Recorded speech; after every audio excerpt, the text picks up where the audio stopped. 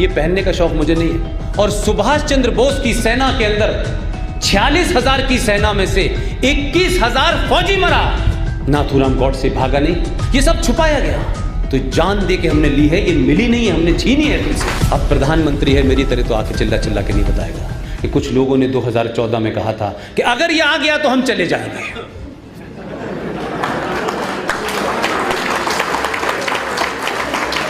और उसमें यह बात नहीं थी कि इस शख्स में कोई खास बात थी।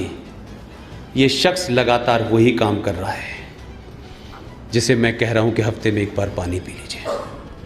लगातार आपको बता रहा है आप कौन थे। अब प्रधानमंत्री है मेरी तरह तो आके चिल्ला चिल्ला के नहीं बताएगा।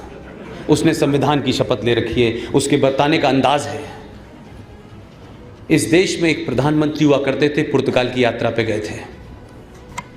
पुर्तगाल में वहाँ के हिंदू लोगों ने एक छोटा सा मंदिर बनाया था और वो एक पूरा प्रोग्राम का हिस्सा था कि भारत के प्रधानमंत्री उस मंदिर का इनॉग्रेशन करेंगे। पुर्तगाल के लोगों ने, वहाँ की सरकार ने सोचा कि मंदिर बनाया है, भारत का प्रधानमंत्री आया है तो ज़रूर इनॉग्रेशन करेगा। लेकिन हमारे प्रधानमंत्री ने ये कहा कि मैं सेकुलर स्टेट का प्रधानमंत्री हूँ, मैं मंदिर का उद्घाटन नहीं करूँगा। 2014 में कोई शख्स जीता और उसने आने से पहले भी एक मैसेज दिया कि ये पहनने का शौक मुझे नहीं है। मैसेज दिया था वो किसी के प्रति नफरत नहीं थी, वो किसी से झगड़ा नहीं था। मैं अपनी आइडेंटिटी मैं तय करूंगा कि मैं तिलक लगाऊंगा या नहीं लगाऊंगा, मैं टोपी पहनूंगा नहीं पहनूंगा, मैं शेरवानी पहनूंगा, ये मैं तय करूंगा, कोई दूसरा तय कैसे करेगा। एक प्रधानमंत्री जो संविधान पे बैठा हुआ है, उसने कहा जो मेरा काम संविधान पे है, संविधान के तहत है, वो संविधान से करूंगा।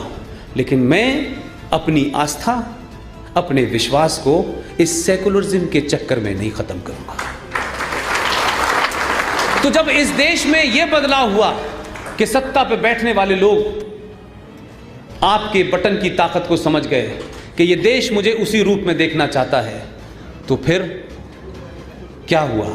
इतना दबाव आपने बनाया कि 2014 में तो करा ही करा, 2019 में माइकल जैक्सन भी मंदिरों में जाने लगे। सिर्फ आपको अपने होने का एहसास हो, इसलिए मैं कह रहा हूं कि किसी से नफरत, किसी के खिलाफ बयान देना, गाली देना, यह बहुत आसान काम है। इस देश की 90% पॉपुलेशन जिस दिन सिर्फ ये तय कर लेगी कि हम जो हैं, हम जैसे हैं, हमें वैसा ही एक्सेप्ट करो। हम किसी को खुश करने के लिए ना तो अपने भजन में, जो आपके साथ हुआ 1947 के बाद, जो गांधी जी ने जो आपके साथ एक गलत काम किया, कि आपका एक भजन है, उस भजन की 2 लाइनें बदल दी गई क्योंकि सेकुलरिज्म का बुखार था उनको। ईश्वर अल्लाह तेरो नाम, सबको सम्मति दे भगवान, ये जो ओरिजिनल भजन है उसमें था ही नहीं। हमने अपने भजन बदल दिए। हमने अपने मंदिरों में लोगों से कहा कि नमाज पढ़ो। हमने कहा कि मुसलमान तुम्हारे मुंह पे एक चांटा मारेंगे, तुम दूसरा भी गाल कर दो। सब कुछ माना, सब कुछ दिया। नाथूराम गॉडसे ने जो किया, उस वक्त जो सजा के प्रावधान थे, जो कानून था, उसके तहत उसको सजा मिली, उसने फांसी पे लटक गया। नाथूराम गॉडसे भागा नहीं। नाथूराम गॉडसे ने जो किया उसको, उसके आर्गुमेंट थे। हो सकता है हमारा समाज ये कहे कि नहीं, हम उसके आर्गुमेंट को नहीं मानते, आपकी पूरी मर्जी है, ना माने।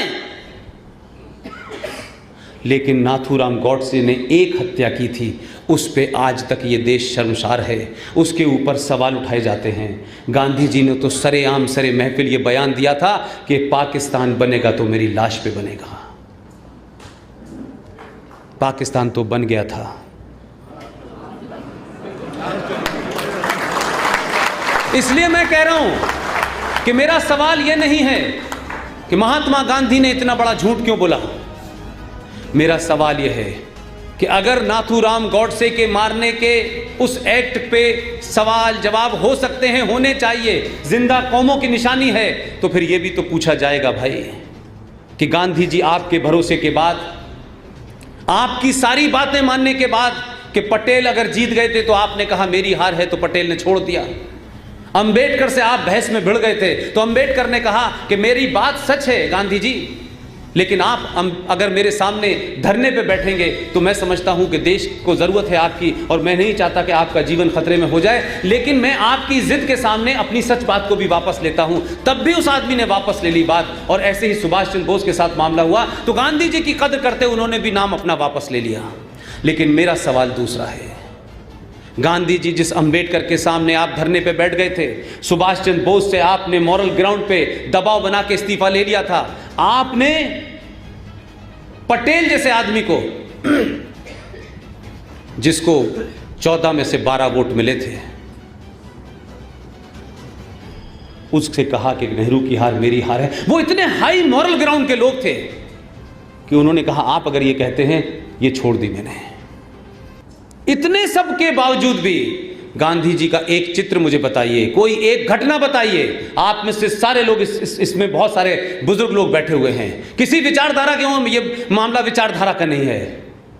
गांधी जी जिन्ना और नेहरू के सामने कब धरने पे बैठे थे कि ये जो तुम देश बांटने की बात इससे कर रहे हो, मैं तुम्हें नहीं बांटने दूंगा।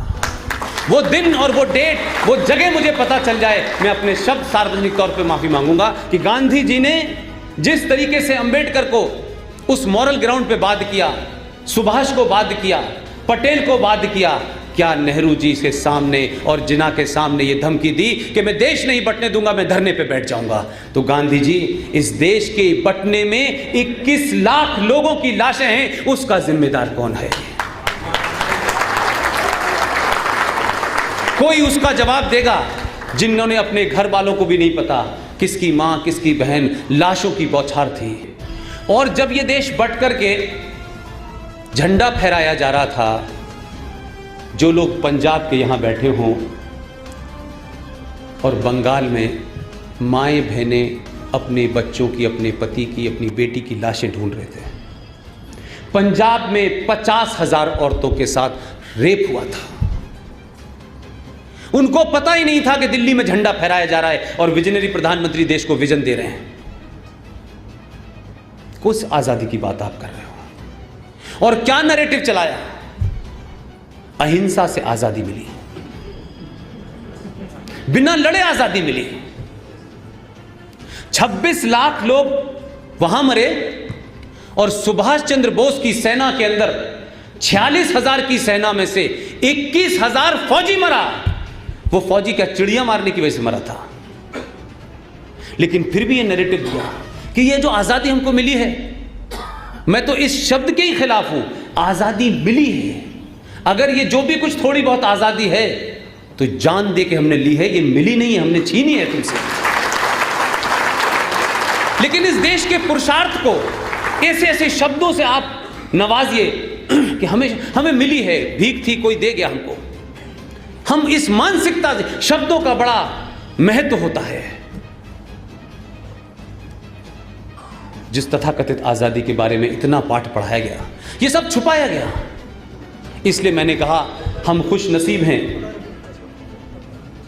कि हम उस दौर में खड़े हैं कि इतिहास की एक एक गलती भी सुधर रही है और ये समाज भी सुधरने की तरफ बढ़ गया है। हिंदू भाइयों, शेर बनो, जवाब दो। ना शेर बन सको तो शेयर करो, दबा के शेयर करो।